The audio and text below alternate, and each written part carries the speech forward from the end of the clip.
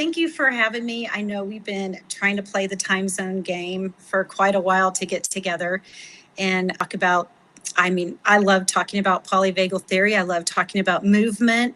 I'm an occupational therapist of 31 years, and I think I was first introduced to the movements that you do and really the early stages of polyvagal, even though you didn't know it, in 2003. And I'm probably one of your first, Dr. Deb fan club members, and I love all of your materials. And so I think having a background in school moves and everything that you have taught, I've done all your courses. So the tapping sticks, the power up moves, all the different activities that I've used over the years, it was easy to just, it made sense falling into your polyvagal theory course. I think I knew we were doing good things for regulation. We're really helping students, but when I understood polyvagal theory, it all came together, like in a way that And I think it hadn't explains everything I know as an OT that I was kind of doing, but I didn't like why I didn't put the scientific name to it, and then it's like, it's the aha moment. It really was. So the language of it, isn't the it? language of it, just Speaking the language of the nervous system and actually knowing those terms and understanding what's happening as we're showing children these different movements to regulate. It just, that's right. Everything started to make so much more sense to me. And Yep. it's, when we talk about that energy expenditure model, the battery model, one of the quadrants is the ANS. And so I see polyvagal as just really honing in on the ANS. And we have sensory, we have the auditory, we have the visual. But for me, polyvagal just really honed that autonomic nervous system part of the energy expenditure model that I teach in all the classes. Your school strongly zones of regulation. School counselors teach the zones of regulation embedded with their already content specific kind of SEL curriculum.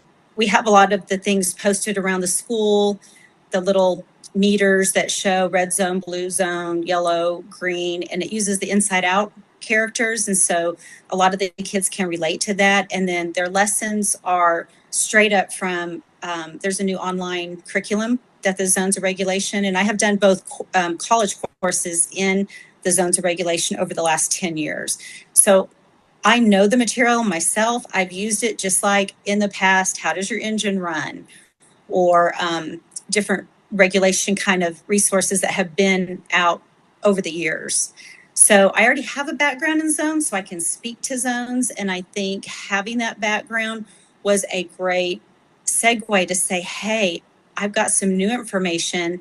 I'm already doing some of these activities with the kids I work with. And I think it would blend really nicely. It's evidence-based, and it's looking at kids through a different lens. It's a polyvagal lens.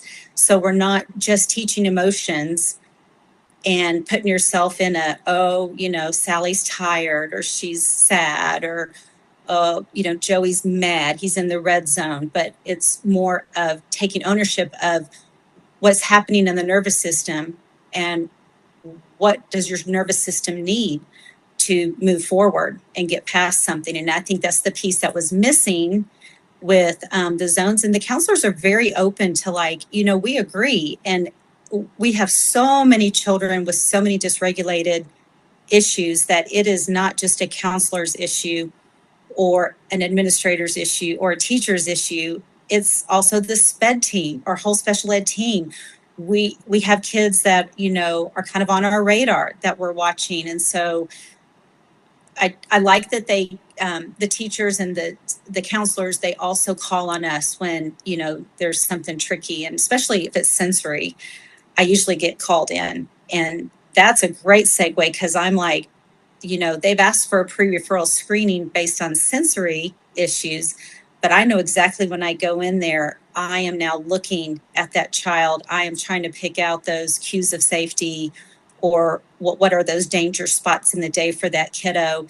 And I'm already looking at, what can we do different? What can I help this teacher learn from how I'm looking at it versus the counselor's going to set up a behavior chart and it might be whatever the kid's into, Paw Patrol or, some kind of superhero or something. And it might have stickers and it might have incentives. It might have whatever. But I'm going to look more like, what kind of movement breaks can we take? What kind of activities can we have for Johnny at the back table when this gets to be a difficult situation? What kind of out can that child have, or what, is there a calming corner somewhere in the classroom that they feel safe that they can go to? So it blended really nice, just trying to, I didn't really have to work real hard to convince, just like, they're like, hey, you're an OT, stay in your lane, do what you do. We trust that, you're doing evidence-based therapy. And I said, I'm not discounting zones. I'm not teaching a different, but I do think they can blend. Yeah, so you didn't really receive that kind of pushback. Do you think the students got it confused at all? Not at all. No, because when the counselors come in, there's a specific lesson, and their mindset is labeling an emotion and categorizing it. And sometimes they might do it, what can we do if we're feeling tired? We can go get a drink of water. They may have some strategies that they can pull from. And then there's little lessons, and then they'll set up little conversations. And then what do you do in this situation where, when you're looking more at polyvagal, and what I did is I introduced using the characters. So whether it's Ready Rabbit with the, little finger puppets, or the restless raccoon, you probably have them in front of you. I don't have them. I keep them on my desk. Oh, restless raccoon. Sorry, Ready Rabbit, restless raccoon. Yeah, Ready Rabbit. Tender. Yeah, restless raccoon. Yes, and then Tender Turtle. Oh, Tender Turtle. And I think kids, amazingly, even through 5th grade, they loved the animals. Yeah. I think, like, when you're saying Curious Explorer, they get that too. Or Restless Rambler, yeah, they totally understand. And so I always used your learning path, the colored learning path, and I would alternate between, like, the stick figures of the Curious Explorer, the Restless Rambler, and the Dorsal Dweller. And then I would have the animals, and then kind of interchange. So it was going to hit, some student here or there. And I started with just like my students on my caseload, and I would introduce an idea during therapy. And then I said, you know what, we're going to do this movement, after we decided what kind of movement do you think your body needs, your nervous system needs. And then I slowly worked into your body and your nervous system, because that's still new terminology for kids to understand that. And but they get it. I think most of the kids I work with are kind of around that restless rambler, not quite to shut down dorsal dwellers, but they're right in that. They're the obvious behaviors. They're stubborn, or they're going to fight back, or they're going to run, or they're going to throw something. They're going to hide under the table. They're going to scribble on something. They're acting out. But I think the kids started to relate to, and I would even have kids come up to me in the hallways and just be like, do you know that that raccoon, you talked about, and there's, when you get to the log and you stumble or you fall and the backpack goes everywhere, I kind of feel like that today. And I'm like, oh, they were listening. So let me backtrack. So what they were listening to is twice a month, I did a broadcast segment on our dolphin news. We have like a morning, and it's like, what's for lunch, how's the weather, blah, blah, blah. And then the principal might come on for Principal's Minute. But I had a learning path segment. And I would have the picture behind the screen while I was going through whatever the talk was. And it may be introducing Ready Rabbit, the Curious Explorer. And I would pull from some of your words, from the books, so that I was consistent with using the correct language that they would understand. And then we might talk about the restless rambler raccoon, and what do you think restless raccoon might need if he feels like this or this? And then I'd introduce some moves.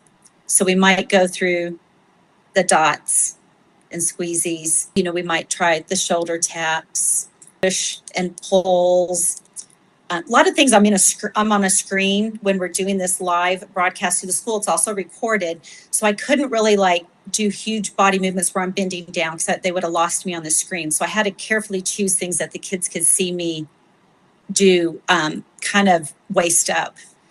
So I'd go through the different listening ears. Yeah, Remember and you listening sent me those ears? clips. I just thought, wow, they're doing such great stuff to have that morning. You're kind of setting the tone for the day. It's a community broadcast you do, and I noticed they have some reading awards and they acknowledge different, some of your musicians were acknowledged. I mean, I watched some of Yeah, the different segments and I thought, what a great way. That's a polyvagal informed approach, right? Because you're looking at community, you're looking at co-regulating, socially shared regulation, like we're all meeting together and talking about the things we're doing well, we're supporting one another if we've won an award. It just seemed like such a great way to start the mornings. And then yeah. to have Every morning it's you, on. and then you would collaborate with speech therapists. You were all, she was signing and you were talking about what a speech therapist does and just really educating, the kids, educating the students.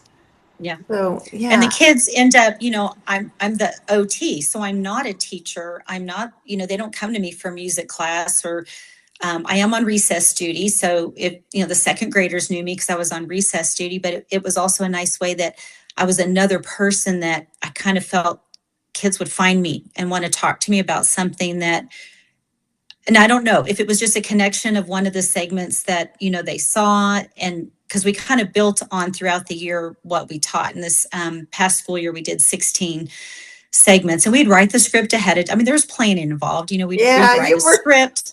you We'd have worked to send the hard. script in. Yeah. And then, the kids, there's fifth graders that are actually publishing. So it's a good video, like they're learning how to run video and edit and do that kind of stuff too. So, and it's live. So it wasn't always perfect, each morning that you come in, you just have to wing it. And so anyway, it was fun, but I thought that was going to be my way to address everybody in the school, and the principal was on board. I mean, I have our principal is just fantastic, and if any kid has, she'll pull me aside and just say, hey, if you have a minute, I just want to run something by you on, one of our fourth graders. She doesn't necessarily say a name or anything. It's not even a kid in special ed, but she's like, I've got this and this going on and working with the teacher a little bit. Can you think of anything else? And I'm like, you know what, if the parent is okay with it and we get written permission, I'm happy to do a screening. And that's when I'm able to go in and then I can work with that teacher a little bit closer, and it kind of takes the principal off too. But then she can also let the parent know, hey, we're Team Anderson here. We're going to help all of our kids. If you're okay with it, our OT is going to work with the teacher. She's really good with regulating strategies and resources. And, it's just another hat I wear. Now, most therapists that would, hear this be like, wow, how does she have all that time, to do that? But that is one of our duties is, I'm doing screenings, and that's why I make it official. I'm like, if I can get a screening on that child, permission to screen, then that's kind of part of mine. But I just can't go into every classroom and help every teacher for different things. And then the other thing I did the last 2 years is during Professional Development Day, offer sessions on. And the first year I did do more, I think I called it the polyvagal learner, and that threw teachers off. I think they saw that, and it was kind of like, do we really want to sign up? And I think the people who came because they know me, and they were like, okay, it's Hallie teaching. We'll go listen to what she has to say. But then they told their other teacher friends, oh my gosh, you should have gone to this session. And that was like 4 sessions I did, like they were 45 minutes each. And so word got out. And then it's like all these teachers, like, can you come to my class and show me some of those things you taught during Professional Development Day? I did do a little, the introduction, when we first started the 45-minute session was a very brief, description of the vagus nerve, and poly meaning many paths. And I just kept it very simple, but I could tell they were a little bit like, okay, she's surely going to get onto something here, but once we kind of got into all right, now what do we do? What do we do with this information? And I introduced the the listen, link, move, sync. And so we all did a check-in at the beginning, and we did a check-in at the middle, and then we did a check-in at the end. And, they started realizing, like, okay, this is like the nervous system, and it's changing maybe even during a math lesson. But I think the teachers started, a little light bulb went off because they realized, okay, our kids, like, no wonder they're up and down, and this is all over the place. And a zones thing is not going to, in the moment, you're in the yellow zone because you are coming in from recess and you're overexcited and you're still talking to your friends. But, it's the chaos of what do we do now? How do we bring it back down? Where if the kids are more cued into, a little heart and home check in, deep breath, just be real quiet, be real still, turn the lights down, just see where you're at right now. And then just talk about, do you feel your heart beating fast? Do you feel you're kind of out of breath? You probably feel a little sweaty. It was hot outside. You might be tired. You might be over energized. And then they start realizing that these terms are describing what their nervous system is going through, not just what emotion they're experiencing. Yeah, that's been what I've been trying to explain, and I did a video about can zones of regulation and polyvagal theory befriend one another, because befriending is a big term in the polyvagal world with Deb Dana, right? We need to befriend our nervous systems. And I really like that because it's like I think students can understand you have a whole friend within you and you're just getting to know it, and it's there to protect you, and that sort of thing. And I feel like there's a sense that they have to be separate. Like if we do the zones, then we can't do the polyvagal theory. But I think the polyvagal theory underpins everything else that we're talking about in terms of feelings. And sometimes feelings like can be okay, even if they're not, if they're like a dysregulated feeling, if you can name it. I mean, that's the key, right? Is to be able to teach children to name it as they're dysregulated. Like, oh, I'm feeling myself, and even teachers, right, feel ourselves getting dysregulated. So what are my resources around me? And that's what you've been doing. You come on screen with your backpack and you talk to them about their regulating resources, and what are those things that, besides their books and all those things, what are those regulating resources that they have at the ready? And I think what's working so well is you're making it visual. We talk about visual learning, where you put it out there, where we understand what we're trying to learn. I think you make it so visual, like these are the things that we can do, and you're giving them these strategies, and so that it's not in their heads. I think that's one of the And big, teachers want something quick. yeah. They want the quick fix. They don't want to have to sit through and then figure out, they want something ready to go. So if we introduced 1 to 3 new strategies twice a month, by the end of the year, times 16, and then we posted everything we taught on one of our share drives, and it's called the Learning Path. So the language was consistent. We would remind them at the end of many of the segments, you can find this resource along with all the others, on the SharePoint page and it's also on the morning bulletin. I mean, it's like, there's so many easy ways to click to get to them, because they're like, what were those yoga moves you did? And I go, it's on the SharePoint. And they're like, oh yeah, that's right. Great. So they don't have to ask me to send them stuff. So We just that load it right away. SharePoint, for people listening who aren't familiar, is that like a Google Drive SharePoint that you set up? Oh, so it's Microsoft 365. So Okay. our school is on, like, Word is on the SharePoint, PowerPoint, Excel, and there's like, So it's part of that gosh, suite that they can, yes, okay, because that's a good tool yes, for people to know, is to understand, because I think that was so wise of you to set that up so that you're not having to repeat to everybody every time you see them in the hall. Oh, do right. this, do that, do this. That's exhausting for you. That would be just exhausting for everybody. But for you to be able to say, it's on the SharePoint, just go click on there and you'll see all the moves. I think brilliant.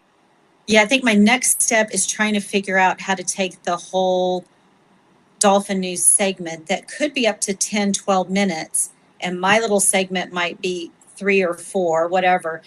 I'm trying to figure out, and we haven't successfully done this, is just clip that and now label that. the principal and I talked about how to go about. You know what? I can do that for you. I'm thinking the listeners are all leaning in going, I want that. And I don't know if you're Yes. okay with sharing that with all your hard work, but I know that people would really like that. Jessica and I would be thrilled to share because, we don't involve students. I don't think any of our episodes had students. It was just her and I, and we did that on purpose. The year before, I always had a student doing it with me. Yeah. And, so, they didn't talk loud enough, or they were last minute, they didn't want to do it. It wasn't always the most successful. But I felt this year we could plan together, we would kind of practice. And she wanted to incorporate the sign language because that's really big for her to show the kids. Were just amazed that, she can do the sign language. Was she okay with the signs I made up for ventral, sympathetic, and shutdown? Yes. Yeah. I mean, Those are the yeah, signs I made she's up for so this. ingrained to spell everything out, Oh, that. so she goes ventral. Oh, Yeah. she's yes, Yeah. yes. Yeah, I was a communications major my first year in college. I wanted to be a sign language person. Yes. Well, she And got then, real rusty on it. So that's why she was like, yeah, okay, I'm going to use this. And then so many people, be like, oh, sign language? like I think if you taught kindergartners, first grade, second grade sign language, for one thing, they would love it. It's great for executive functioning. It's great for wiring the brain. It's great for teaching them. Gesturing has so much science behind it now, using your hands to gesture.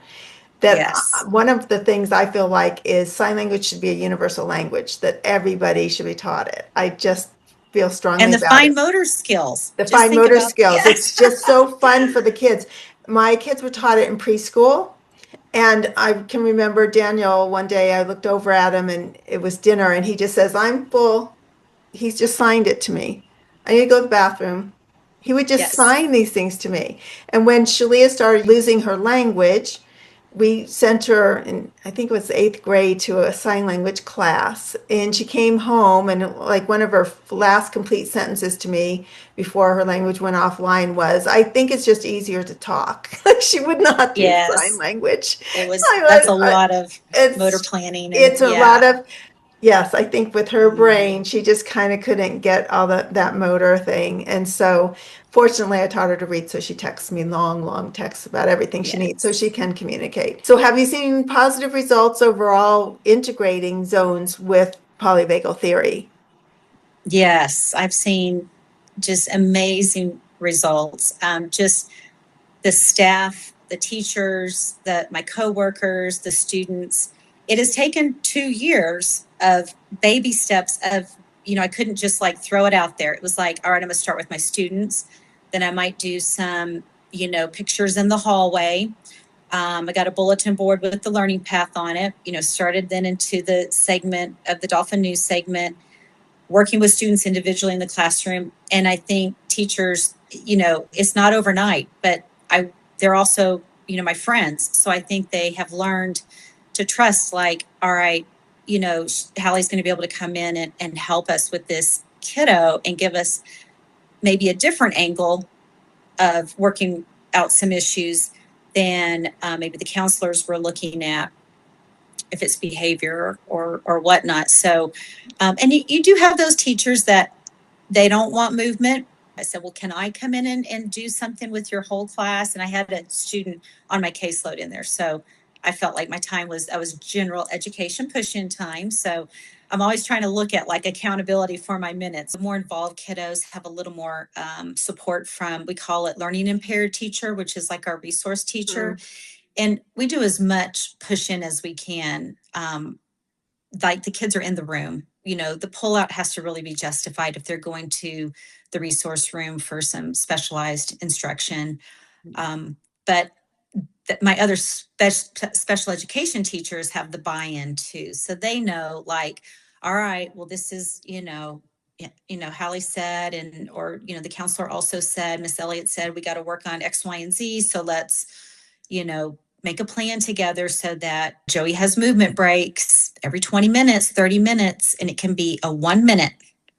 I finally got them to understand 1 minute, 30 times a day can be way more effective than that 1 30-minute recess. If they're, I don't even, it's like 17 minutes. I don't even think it's whatever. They don't get the full time like you think by the time they get outside. So, and that's the other thing. It's just 1 minute.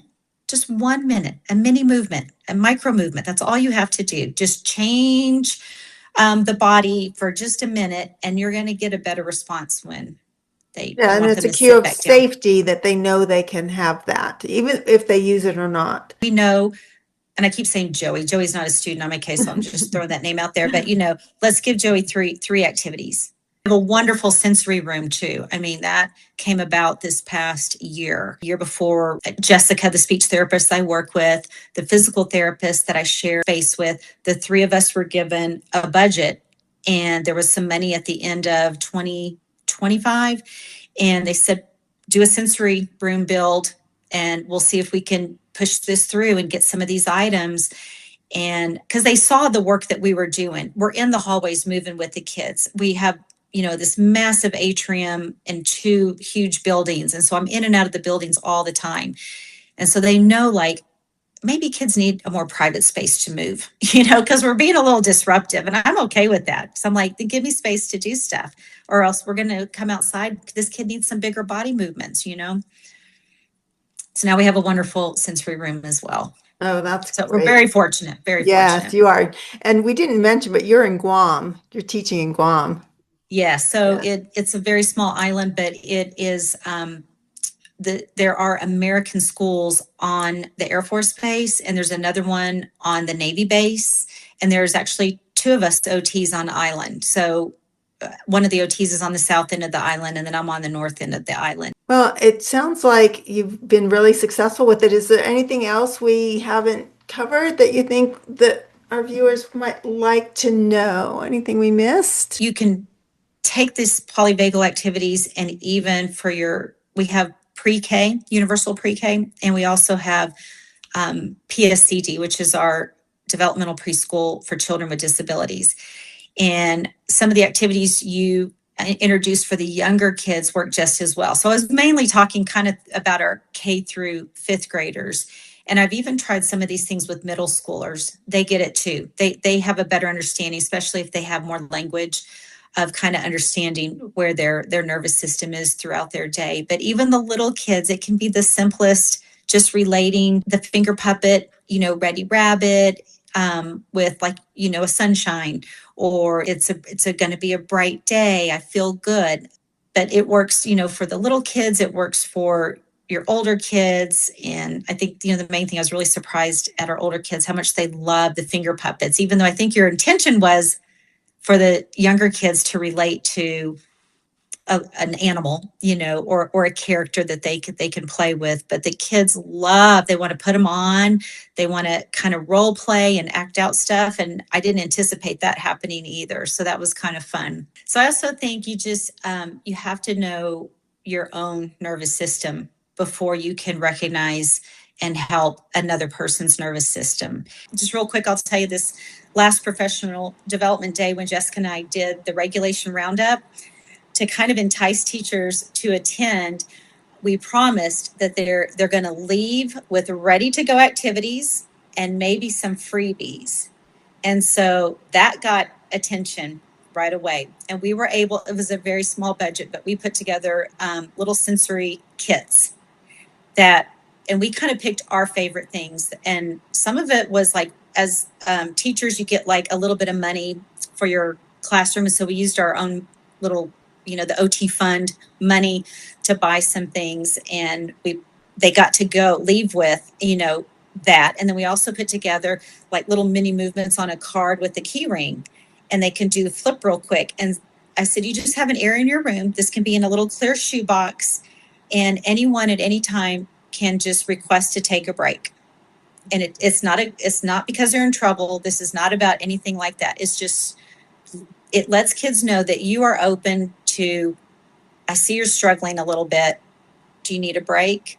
And they know they can go check out some cool stuff. It might be a fidget. It might be a squeeze ball. We had like scarves you pull out of a little wiffle ball, something you stretch, and then the activities. There were headphones, noise canceling headphones in there. And so they could experiment with things to do. And then on the cards, they could do the little movements too. And I thought the teachers loved that, because they were like, And then we gave them other ideas too, like maybe you just want a little simple weighted lap pad to, those are like $35 to $85 or something, but maybe you want to add that eventually to your break area.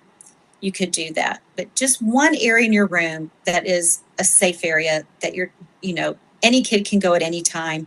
Maybe a 3-minute timer, because you're going to have those that are going to be there, 5-10 minutes. They're always going to want to be there. They're always going to want to play. They're not going to get their work done. I mean, that's the pushback, right? As a group, go through and talk about the rules, and then maybe everybody takes one turn right off the bat. Give the break to the next person, and however you want to use it.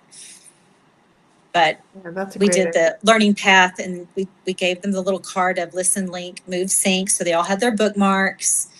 And I said, you can check in anytime throughout the day, before a lesson, after a lesson, before lunch, after lunch, in the morning, mid-morning. There's no set limit to how often you can check in with your kids.